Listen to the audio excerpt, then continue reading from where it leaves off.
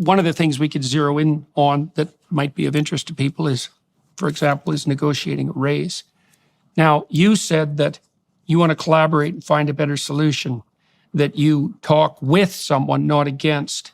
And that reminded me as well of the necessity of developing a joint vision. So let me tell you what we used to do in practical terms when I was setting someone up to have a conversation with their boss about advancement, including a raise.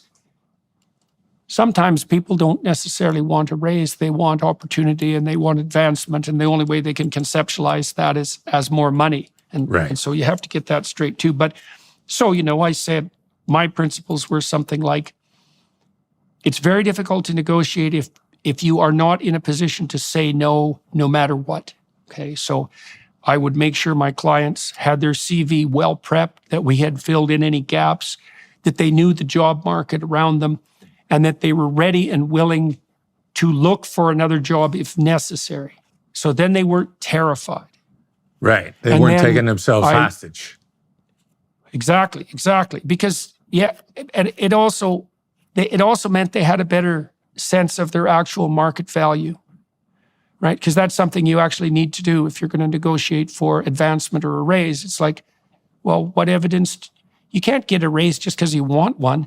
Everyone wants a raise, right? And you have to understand that your manager is dealing with financial constraints and the fact that everyone wants a raise. So you have to make a case. And then you might say, you could make a case with a threat, and one threat might be, well, if you don't give me a raise, I'll leave. But generally, all you do is put people's back up with an approach like that. You may need to have that in your back pocket just to make you confident. But my notion was, I was dealing with people who either were credible or who had put themselves in a position to be credible, what they would deliver to the boss was, first of all, a statement of their value and a description of that. Because you don't know how much your boss knows about the work you do, especially if you're one of those people who does your work quietly and well and sort of invisibly. And that's even worse if you're agreeable so that other people can take advantage of your work and pretend it's theirs. So the first thing you might want to do is make sure that your boss actually knows what you do without being chest thumping about it.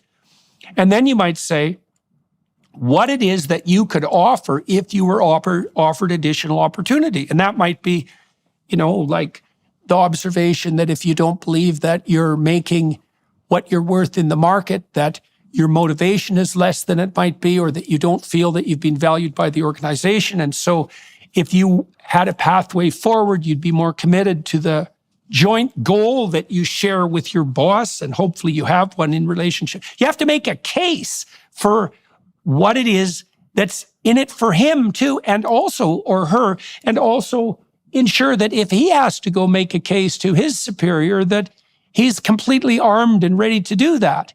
So so you don't assume that you're in an antagonistic relationship with your boss. And if you are, and that's intractable, then, it might be time to think about either a radically new approach to your work or a different job.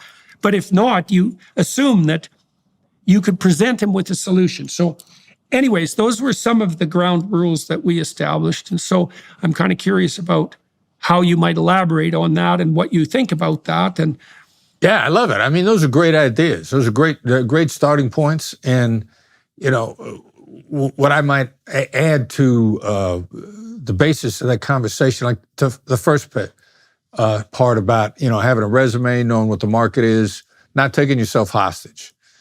One of the things that I loved, that I learned from being a hostage negotiator, is how to negotiate without a net. And my Harvard brothers and sisters would call that bat now. What's the best alternative to negotiated agreement? And that's so that you release yourself of fears, that you don't take yourself hostage. You can go in with no alternative and have enough faith in the process to just be engaged, to be curious, to listen, to discover the better outcome.